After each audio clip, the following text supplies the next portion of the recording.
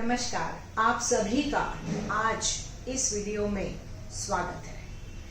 अब हम थोड़ा आगे बढ़ चुके हैं ईसीजी में, और मैंने जब ये शुरू किया था तब बेसिकली मैं आपको फ़र्क बताने वाली थी कि ईसीजी, इकोकार्डियोग्राफी और टीएमटी या स्ट्रेस इको में फ़र्क क्या है।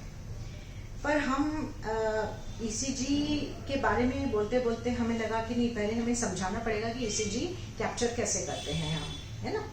तो आज हम अब वहीं पे अभी पहुंच रहे हैं कि इलेक्ट्रिक करंट्स हार्ट में जनरेट कैसे होते हैं। तो किसी भी इलेक्ट्रिक करंट को जनरेट होने के लिए ये जरूरी है कि जो चार्जेस हैं वो मूव करें एक जगह से दूसरी जगह पे, यानी कि दो जगह पे वोल्टेज डिफरेंस हो तब चार्ज मूव करेगा और उस चार्ज के मूवमेंट से इलेक्ट्रिक करंट जनरेट होता है। सिमिलरली हार्ट में भी चार्जेस मूव करते हैं। तो हार्ट में ये चार्ज पार्टिकल्स कौन से हैं? तो वो पार्टिकल्स जिनमें चार्जेस हैं उनको हम आयंस कहते हैं। जैसे आपने सुना होगा सोडियम आयन, पोटेशियम आयन, हम ब्लड टेस्ट कराते हैं ना सोडियम, पोटेशियम, कैल्शियम का, और ये सब चार्जेस हैं। सोडियम पॉजिटिव 1+ चार्ज है, पोटेशियम भी 1+ चार्ज है और कैल्शियम में 2+ चार्जेस हैं। तो ये सब पॉजिटिव आयंस हैं। इनको हम कैटायंस भी बोलते हैं क्योंकि ये कैथोड की तरफ मूव करते हैं। ये फिजिक्स वाले बच्चे समझेंगे, हम कैथोड एनोड अभी नहीं डिस्कस कर रहे हैं। सो बेसिकली ये सब पॉजिटिव आयंस हैं जो कि पॉजिटिव चार्ज को कैरी कर रहे हैं। अब जब ये कॉन्सेप्ट समझ में आएगा तब हम आगे बढ़ेंगे। अब आगे क्या है कि जैसे हम एक टिपिकल मायोकार्डियल सेल की बात करते हैं, चाहे वो एट्रियल मायोकार्डियम हो या वेंट्रिकुलर मायोकार्डियम हो। इस समय मैं ऐसे नोड की बात नहीं कर रही हूँ जो कि पेसमेकर है हार्ट का, और जहां से हार्ट की इम्पल्स यानी हार्ट बीट शुरू होती है, हम उसकी बात नहीं कर रहे हैं। अभी हम ये बात करेंगे कि जब वो वेंट्रिकल पे जाता है, मायोकार्डियल सेल को स्टिमुलेट करता है, तो वहां पे इलेक्ट्रिसिटी कैसे जनरेट होती है। तो एक टिपिकल वेंट्रिकुलर मायोकार्डियल सेल में अगेन जब तक उसमें एक वोल्टेज डिफरेंस नहीं होगा रेस्टिंग कंडीशन में भी, तब तक इलेक्ट्रिसिटी करंट जनरेट नहीं उत्पन्न हो सकता। तो एक resting RMP is resting membrane potential. ये वो पोटेंशियल डिफरेंस है किसी भी सेल के अक्रॉस जो कि रेस्टिंग, जब सेल रेस्टिंग स्टेट में होती है यानी कि वो स्टिमुलेटेड नहीं है, तब उसके अक्रॉस जो पोटेंशियल डिफरेंस होता है उसको हम रेस्टिंग मेम्ब्रेन पोटेंशियल बोलते हैं। तो मायोकार्डियल सेल का रेस्टिंग मेम्ब्रेन पोटेंशियल है -90 मिलीवोल्ट्स। ठीक है, ये मैंने यहाँ पे ग्राफ बनाया है जिसमें मैंने y एक्सिस पे मिलीवोल्ट्स दिखाए हैं और x एक्सिस पे मैंने टाइम दिखाया है मिली सेकेंड्स में। तो -90 मिलीवोल्ट इसका रेस्टिंग मेम्ब्रेन पोटेंशियल है। इसका क्या मतलब हुआ? इसका मतलब हुआ कि एक मायोकार्डियल सेल अंदर से नेगेटिव है, उसकी सरफेस नेगेटिव है एज कंपेयर टू आउटसाइड। या हम ये भी कह सकते हैं कि ये सेल पोलराइज्ड है, मतलब वो एक तरह से पोलैरिटी में डिफरेंस है इसलिए वो पोलराइज्ड है, और वो डिफरेंस क्या है, अंदर नेगेटिव है और बाहर पॉजिटिव है। अब अंदर नेगेटिव क्या नेगेटिव आयन के मूवमेंट से है? ऐसा नहीं है, मूवमेंट हमेशा पॉजिटिव आयंस का ही होगा। तो अंदर वो नेगेटिव कैसे होगी? वो ऐसे होगी कि पॉजिटिव आयन अंदर से बाहर जाएंगे ज्यादा मात्रा में और बाहर पॉजिटिव आयन की मात्रा ज्यादा है। तो हम ये कह सकते हैं कि अंदर पॉजिटिव आयंस की मात्रा कम है या वो नेगेटिव है एज कंपेयर टू आउटसाइड। तो बाहर पॉजिटिव ज्यादा है, अंदर पॉजिटिव कम है, इसलिए हम कहेंगे कि अंदर नेगेटिव है अगर हम उसको बाहर से कंपेयर करें तो। अब ये रेस्टिंग मेम्ब्रेन पोटेंशियल बनता कैसे है, किन आयन के मूवमेंट से बनता है? ये मुख्यतः पोटेशियम चैनल की वजह से बनता है। अब चैनल्स क्या होते हैं? चैनल मतलब कोई रास्ते नहीं है, इस सेल मेम्ब्रेन में रास्ते नहीं है। चैनल होते हैं प्रोटीन्स, और ये वो प्रोटीन्स होते हैं जो जैसे ये ऐसे मैं बना दूंगी, ये एक प्रोटीन की जगह हो गई, ये एक प्रोटीन की जगह हो गई। तो चैनल्स जो है वो बेसिकली ट्रांसपोर्टर प्रोटीन्स हैं, यानी कि वो ट्रांसपोर्ट करेंगे आयंस को सेल के अंदर या बाहर। ठीक है, तो रेस्टिंग कंडीशन में, जब एक सेल रेस्टिंग कंडीशन में है मायोकार्डियल सेल, तब उसके जो ये पोटेशियम चैनल है ये लीकी है, या ये मैं कह सकती हूँ पार्शियली ओपन है, और सोडियम चैनल पूरी तरह से बंद है। ठीक है, अब आपको ये समझना पड़ेगा कि जो पोटेशियम है ये एक इंट्रासेल्यूलर आयन है। इंट्रासेल्यूलर मतलब उसकी मात्रा सेल के अंदर ज्यादा है, और सोडियम और कैल्शियम एक्स्ट्रा सेल्यूलर आयन है। इसका मतलब नॉर्मली वो सेल के बाहर उनकी मात्रा ज्यादा होती है, बहुत ज्यादा। जैसे सोडियम 135 है या 145 है अगर सेल के बाहर, तो अंदर केवल 5 या 10 होगा। ऐसे ही पोटेशियम अगर 140-50 अंदर है तो बाहर केवल 5 होगा या 10 होगा। तो normally potassium is an intracellular ion and sodium and calcium both are extracellular ion. ठीक है, अब रेस्टिंग मुद्रा में जब सेल रेस्टिंग है, वो स्टिमुलेटेड नहीं है, तो पोटेशियम चैनल उसकी पार्शियली खुलती है। अब पोटेशियम जैसे मैंने कहा अंदर ज्यादा है, तो वो अपने ग्रेडियंट के हिसाब से जाएगा ना। कोई भी चीज जहां ज्यादा है वो कम की तरफ जाएगी। अब पोटेशियम अंदर ज्यादा है तो वो कहाँ जाएगा, बाहर को निकल आएगा, क्योंकि बाहर वो कम है। तो पोटेशियम थोड़ा थोड़ा लीक करता रहता है। अब पोटेशियम लीक करेगा तो क्या लीक कर रहा है, पॉजिटिव आयन लीक कर रहा है, तो अंदर पॉजिटिव आयन की मात्रा कम हो गई, यानी अंदर नेगेटिविटी हो गई, यानी अंदर -90 मिलीवोल्ट का पोटेंशियल एस्टेब्लिश हुआ। सेकेंड कॉन्ट्रीब्यूशन है सोडियम पोटेशियम एटीपेस पंप का। अब पंप की तरह, पंप क्यों, क्योंकि ये सोडियम पोटेशियम पंप, हालांकि इसका कंट्रीब्यूशन सिर्फ 5% है रेस्टिंग मेम्ब्रेन पोटेंशियल को बनाए रखने के लिए, यानी -90 पे रखने के लिए। तो ये भी क्या करेगा, 3:2 में काम करेगा, यानी कि 3 सोडियम को मूव कराएगा और 2 पोटेशियम को मूव करेगा। तो ये सोडियम को कहाँ मूव करेगा, ये 3 सोडियम को भेजेगा बाहर और 2 पोटेशियम को लाएगा अंदर। इसीलिए इसको पंप बोलते हैं। क्यों, क्योंकि ये इनके ग्रेडियंट्स के खिलाफ काम कर रहा है। सोडियम बाहर ज्यादा है, लेकिन ये 3 सोडियम को बाहर धक्का मार रहा है, ऑलरेडी वो बाहर ज्यादा है, और 2 पोटेशियम को ये अंदर धक्का मार रहा है, जबकि पोटेशियम अंदर ज्यादा है। तो ये इनके ग्रेडियंट के खिलाफ काम कर रहा है, इसलिए अपन इसको पंप बोलेंगे, सोडियम पोटेशियम। और प्लस इस चूंकि ग्रेडियंट के खिलाफ काम कर रहा है, इसको एनर्जी चाहिए, इसके लिए एनर्जी खर्च होगी, तो इसके लिए एटीपी मॉलिक्यूल भी खर्च होता है हर एक बार। तो हम अगर दिन भर कुछ भी ना काम करें, सिर्फ लेटे भी रहें, तो हमारा रेस्टिंग मेम्ब्रेन पोटेंशियल को बनाए रखने के लिए, रेस्टिंग मेम्ब्रेन पोटेंशियल सिर्फ हार्ट की सेल्स में थोड़ी होता है, हर जगह होता है। इलेक्ट्रिसिटी आपके ब्रेन में भी होता है, स्टमक में भी होता है, इंटेस्टाइन में भी होता है। तो रेस्टिंग मेम्ब्रेन पोटेंशियल को बनाए रखने के लिए सोडियम पोटेशियम पंप को काम करते रखने के लिए भी एनर्जी खर्च हो जाएगी। ठीक है, तो सोडियम पोटेशियम चूंकि 3:2 में काम करता है, यानी कि ये क्या करेगा कि 2 पोटेशियम को अंदर ला रहा है और 3 को बाहर भेज रहा है, तो 3 पॉजिटिव आयन बाहर गए। ठीक है, अगेन अंदर हो गई नेगेटिविटी, क्योंकि 2 पॉजिटिव अंदर आए तो अंदर तो कम आए ना पॉजिटिव आयन।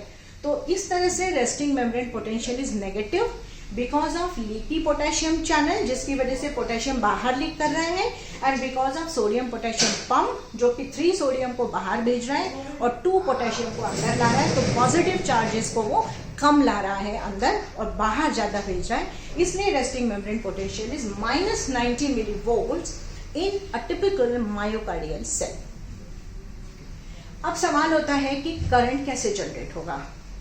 तो जब भी रेस्टिंग सेल को स्टिमुलस मिलेगा, स्टिमुलस मतलब जैसे साइनस नोड ने इंपल्स भेजा और मायोकार्डियल सेल पे पहुंचा, अब उसने मायोकार्डियल सेल को स्टिमुलेट किया, तो जब भी स्टिमुलेट करेगा एकदम से मिलियू सारा अंदर का बदल जाएगा। स्टिमुलेट करते ही क्या होता है कि सेल में सोडियम जो है, मैं यहाँ पे दूसरा डायग्राम बनाऊंगी शायद आपको,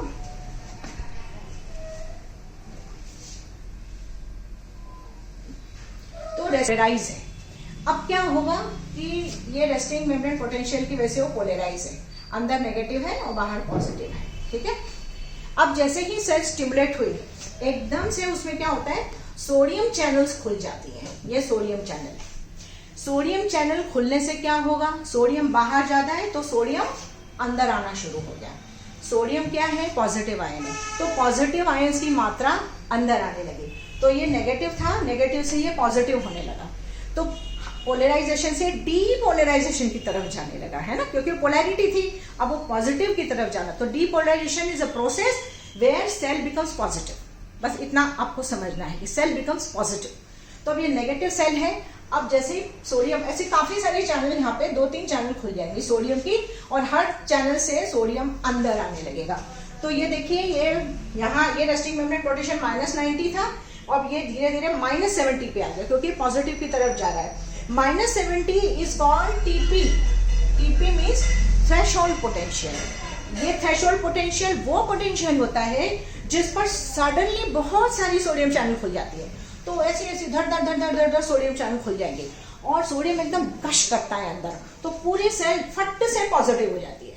अब ये देखिए 0 से सीधे +20 पे, जैसे ये पूरी पॉजिटिव हो गई, डिपोलराइज हो गई, फटाक से सारी सोडियम चैनल बंद, क्योंकि आप वो बोलते बस अब हमें वापस रिपोलराइज होना है, हमें पुरानी स्टेट पे पहुंचना है। तो उसके लिए क्या होगा कि अब आपकी खुलेंगी पोटेशियम चैनल्स। अब पोटेशियम चैनल जैसे ही खुलेंगी, पोटेशियम अंदर ज्यादा है ना, तो पोटेशियम बाहर जाने लगेगा। पोटेशियम बाहर गया मतलब पॉजिटिव आयन, बाहर गया मतलब अंदर नेगेटिविटी शुरू हो गई, तो ये फिर से नेगेटिव होने लगा। ठीक है, लेकिन कुछ समय के पश्चात ही पोटेशियम तो बाहर जा रहा है, साथ में क्या खुल गया, कैल्शियम चैनल खुल गया। मैं कैल्शियम चैनल को किसी और रंग से दिखाती हूँ। अब ये कैल्शियम चैनल भी खुल गया। कैल्शियम की एंट्री होना जरूरी है क्योंकि डीपोलराइजेशन चल रहा है। अब उसमें मसल में इस समय कैल्शियम चाहिए क्योंकि मसल को कॉन्ट्रैक्ट करना है, तो अब कैल्शियम चैनल खुल गया। अब कैल्शियम भी पॉजिटिव चार्ज है, ठीक है, ये कैल्शियम हो गया, लेकिन कैल्शियम बाहर ज्यादा है तो ये अंदर आने लगा। तो पॉजिटिव चार्ज अंदर आ रहे हैं, पॉजिटिव चार्ज बाहर जा रहे हैं, तो नेट इलेक्ट्रिसिटी का डिफरेंस रहा क्या, कुछ नहीं रहा, क्योंकि जितना पॉजिटिव बाहर उतना पॉजिटिव अंदर। तो ये स्ट्रेट लाइन आ गई। यहाँ पे इस समय कोई वोल्टेज का मूवमेंट डिफरेंस नहीं क्रिएट हो रहा है। फिर एक समय के पश्चात कैल्शियम चैनल फिर से पूरी बंद हो जाएंगी, ये पूरी बंद हो जाएंगी, कैल्शियम का मूवमेंट खत्म, और पोटेशियम चैनल तेजी से खुल जाएंगे। तेजी से खुलते पोटेशियम बहुत सारा बाहर, तो तुरंत नेगेटिव, क्योंकि पॉजिटिव आयन बाहर चले गए, तो अब ये फिर से ड्रॉप कर जाएगा कर्व, और ये पूरी वापस -90 पे टच कर जाएगी। इसको क्या बोलेंगे, रीपोलराइजेशन। समझ में आया? तो जो डीपोलराइजेशन था उसमें सेल नेगेटिव से पॉजिटिव हो गई, और रीपोलराइजेशन में सेल वापस नेगेटिव हो गई, उसने वापस पोलैरिटी एक्वायर कर ली। डीपोलराइजेशन का मूवमेंट सोडियम की वजह से हुआ, पॉजिटिव आयंस अंदर आ गए।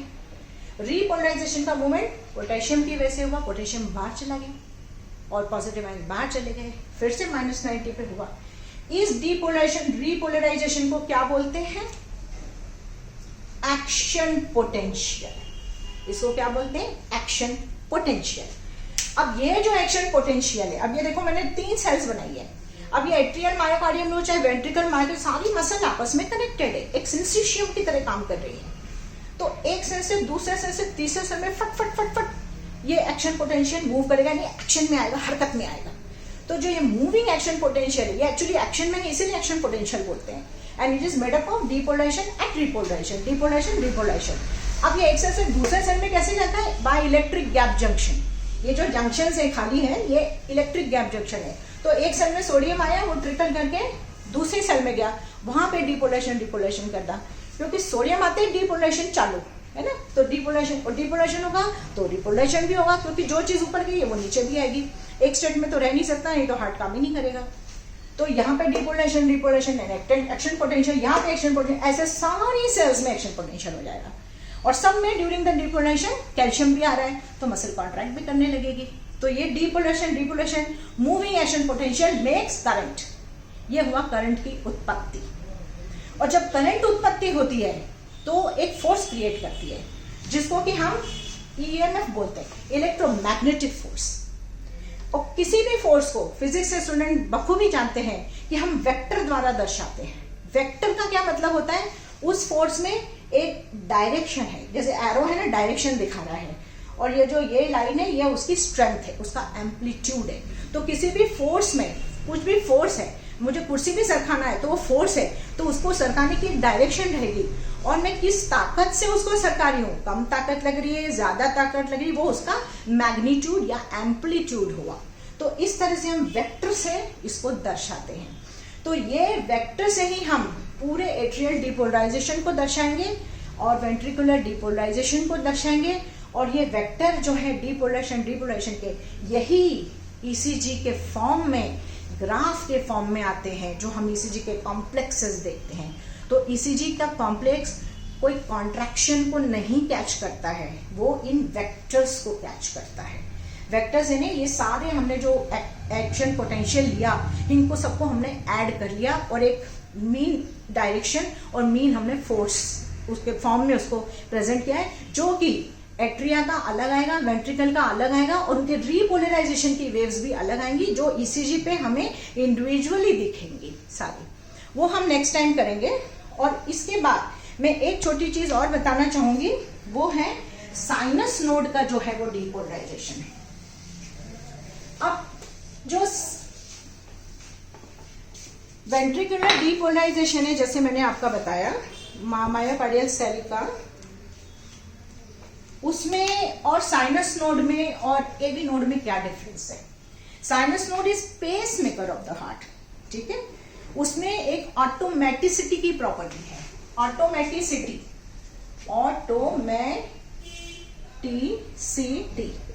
ऑटोमेटिसिटी मतलब वो ऑटोमेटिकली करंट जनरेट करता है, उसको किसी सहारे की जरूरत नहीं है, उसको किसी स्टिमुलस की जरूरत नहीं है।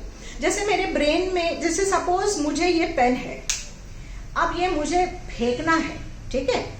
अब इस फेंकने के लिए मेरे ब्रेन में स्टिमुलस मिला मुझे और उसने बताया तुमको ये काम करना है, तो वहां से इंपल्सेस गई, मेरे हाथ तक गई, मेरे स्केलेटल मसल्स तक गई, फिर वो स्टिमुलेट हुई और मैंने उसको फेंका। लेकिन ऐसे नोड को ऐसा कोई ब्रेन से स्टिमुलस नहीं चाहिए, किसी नर्व से उसको स्टिमुलेट नहीं चाहिए, वो अपने आप करंट जनरेट करता है, तभी वो पेस मेकर कहलाता है हार्ट का। अगर हम हार्ट को बाहर निकाल दे बॉडी से, हार्ट बीट करता रहेगा। क्यों? क्योंकि उसको कोई नर्व्स का कनेक्शन नहीं चाहिए, क्योंकि ऐसे नोड खुद जनरेट करता है इलेक्ट्रिकल इंपल्स को। तो बेसिकली उसके डीपोलराइजेशन में क्या फर्क है? तो उसके अभी जैसे मैंने आपको वेंट्रिकुलर डीपोलराइजेशन बताया था, -90 मिली वोल्ट होता है ना, ऐसे जो इसका रहता है वो -70 मिली वोल्ट। तो पहला डिफरेंस तो ये है कि इसमें जो रेस्टिंग मेम्ब्रेन पोटेंशियल वैसे तो होता ही नहीं है, इसमें रेस्टिंग मेम्ब्रेन पोटेंशियल नहीं होता है। ये जो भी बेसलाइन पोटेंशियल है वो -70 यानी थोड़ा ज्यादा पॉजिटिव है। दूसरी चीज ये कि -70 पे अगर मैं ऐसे दिखाऊं तो इसका स्लोप ऐसा है, जैसे इसका रेस्टिंग मेम्ब्रेन पोटेंशियल स्ट्रेट है, तो इसका रेस्टिंग मेम्ब्रेन पोटेंशियल अगर मैं बताऊं तो स्लोपी है, ये ना ऐसे ऊपर की तरफ है, ऊपर की तरफ है। अब ऐसा क्यों? क्योंकि ये थोड़ा सा पहले तो कम पॉजिटिव है, और ये माइनस इसमें भी, जैसे इसमें resting membrane potential potassium channel की वजह से था, पोटेशियम लीक कर रही थी तो वो नेगेटिव था। यहाँ पे सोडियम चैनल लीकिंग है, तो सोडियम चैनल लीक करेगी मतलब क्या होगा? सोडियम बाहर ज्यादा है, तो सोडियम बाहर से अंदर आएगा, तो सोडियम अंदर आएगा मतलब अंदर पॉजिटिविटी आएगी। तो ये पूरे टाइम ऊपर पॉजिटिव की तरफ जाने की कोशिश कर रहा है, और ये थ्रेशोल्ड पोटेंशियल है इसका -50। तो जैसे ही 50 पे पहुंचेगा डिपोलराइजेशन हो जाएगा, क्योंकि थ्रेशोल्ड पे एकदम से खूब सारा सोडियम आ जाता है। लेकिन साइनस नोड में क्या डिफरेंस है?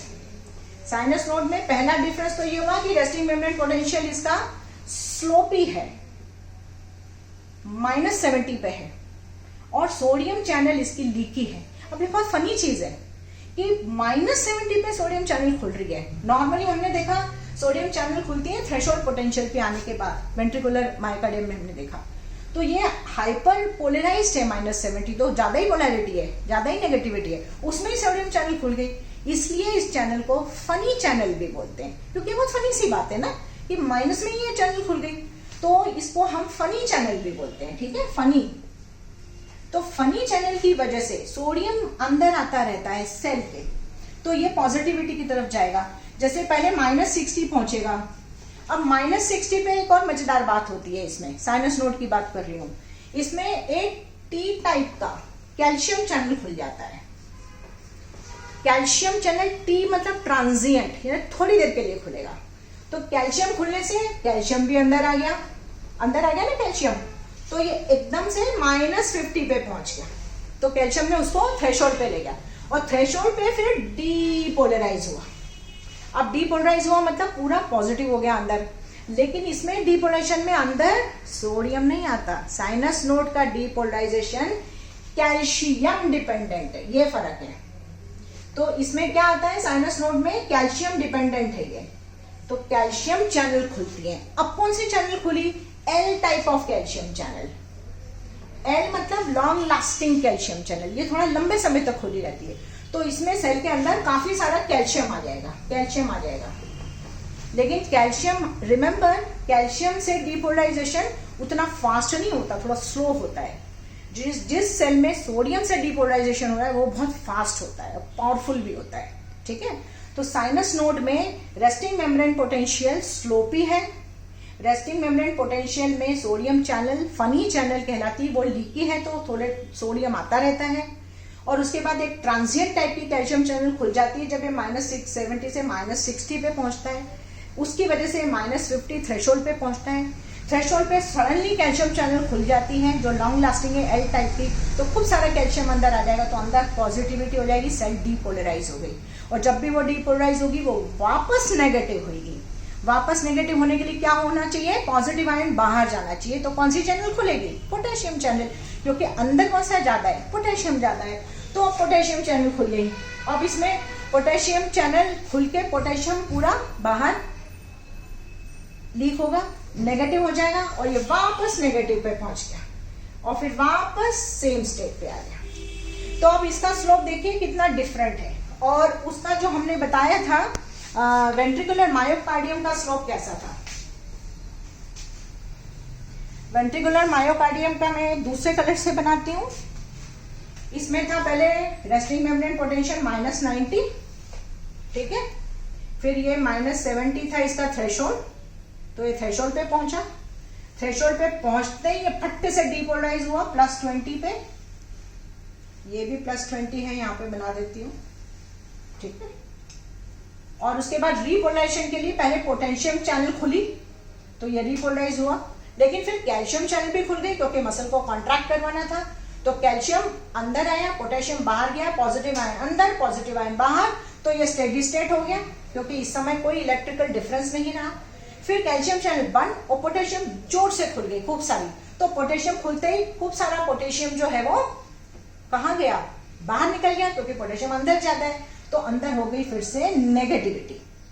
और ये तो इसमें यहां से हम स्टेजेस अगर गिनेंगे, ये स्टेज 4 है which is resting membrane potential, ये फेज 0 है विच इज डीपोलराइजेशन, फेज 1 है विच इज छोटा सा रिपोलराइजेशन और अर्ली रिपोलराइजेशन, देन फेज 2 है विच इज ऑल्सो कॉल्ड प्लेटू इसलिए क्योंकि वो फ्लैट लाइन है, एंड देन फेज 3 है विच इज रिपोलराइजेशन डिलेड, जो बात का रिपोलराइजेशन है। देन अगेन फेज 4, तो phase 4 is 1, phase 0, 2, 3, 4 and 5, total इसमें 5 फेजेस है वेंट्रिकुलर मायोकार्डियम में। और साइनस नोड का अगर अपन देखेंगे तो इसमें -90 रेस्टिंग मेम्ब्रेन पोर्शन -70 है, तो ये फेज 4 हुई, रेस्टिंग मेम्ब्रेन पोटेंशियल वाली फेज 4 रहेगी। फिर -50 क्या पे डीपोलराइज हुआ, लेकिन डीपोलराइजेशन हुआ कैल्शियम की वजह से, सोडियम की वजह से नहीं। सोडियम की वजह से तो सिर्फ थ्रेशोल्ड तक पहुंचाइए, है ना। अब ये डीपोलराइजेशन हुआ कैल्शियम की वजह से, तो पॉजिटिव आयन, ये हुआ फेज 0, इसके जैसे मिल गया। लेकिन अब देखिए इसमें अर्ली रिपोलराइजेशन नहीं है, यानी कि फेज 1 नहीं है, प्लेटू भी नहीं है, फेज 2 भी नहीं है, सीधे 3 फेज है total repolarization, and then again phase 4। तो इसमें 1, 2, 3 टोटल कितनी स्टेजेस हुई, 3। So this is the difference between sinus node depolarization and ventricular myocardial depolarization. इसमें 5 स्टेजेस हैं, इसमें 3 स्टेजेस हैं। इसमें जो रेस्टिंग मेम्ब्रेन पोटेंशियल है, इसमें पोटेशियम चैनल लीकी होती हैं, और इसके रेस्टिंग मेम्ब्रेन पोटेंशियल चैनल में सोडियम चैनल लीकी होती है, जिसके वजह से रेस्टिंग मेम्ब्रेन पॉजिटिव होने की कोशिश करता है बार बार, क्योंकि सोडियम बाहर ज्यादा है, अंदर आता है तो पॉजिटिविटी रहती है। फिर इसका डीपोलराइजेशन बहुत फास्ट होगा, इसका थोड़ा स्लो होगा, क्योंकि इसका डीपोलराइजेशन सोडियम की वजह से है, चैनल के खुलने की वजह से, और इसका depolarization L type of calcium channel की खुलने की वजह से जो थोड़ा स्लो कर देता है। फिर इसमें रिपोर्टेशन अर्ली होगा पोटेशियम चैनल की वजह से, और प्लेटू फेज आएगा पोटेशियम और कैल्शियम चैनल दोनों के खुलने की वजह से। तो पोटेशियम बाहर जा रहा है और कैल्शियम अंदर आ रहा है, और फिर इसमें डिलेड रिपोर्टेशन होगा केवल पोटेशियम चैनल खुलने की वजह से। पोटेशियम लीक कर जाएगा, सेल वापस पोलराइज स्टेट में पहुंच जाएगी, और इसमें स्टेज 1 और 2 नहीं रहेगा, डायरेक्टली थर्ड स्टेज आ जाएगा जिसमें पोटेशियम चैनल खुल जाती हैं और ये वापस रिपोलराइज होकर रेस्टिंग मेम्ब्रेन पोटेशियम -70 पे पहुंचता है, और फिर से sodium channel, funny sodium channel खुल जाती है, हल्का हल्का पॉजिटिविटी शुरू हो जाती है, और थोड़ी देर में कैल्शियम चैनल भी खुल जाएंगी। टी टाइप की हल्की हल्की पॉजिटिविटी और बढ़ के थ्रेशोल्ड पे पहुंच गई, फट से कैल्शियम चैनल और खुल जाएंगी। I hope I have tried to make it simple, and I hope please give me comments on YouTube if there is something that you have not understood. I would really like to clarify it. It was a extremely difficult subject, and I have also found a lot of difficulty when I was going through my MBBS and MD days, and I think with experience I have understood it. So that experience I am like trying to give it to you in form of this method. So I hope I have made it clear, and if there is any query you let me know. If there are any comments you please give in comment section, and I would really like that you subscribe to my channel and click a bell icon also for all, and share it also, because these videos are useful for everybody, for general public, for students, for science students, for medical students, for us doctors, for revision, and that's all I have to say. And आप लोग सब सुरक्षित रहें, healthy रहें, and thank you very much. जय हिंद।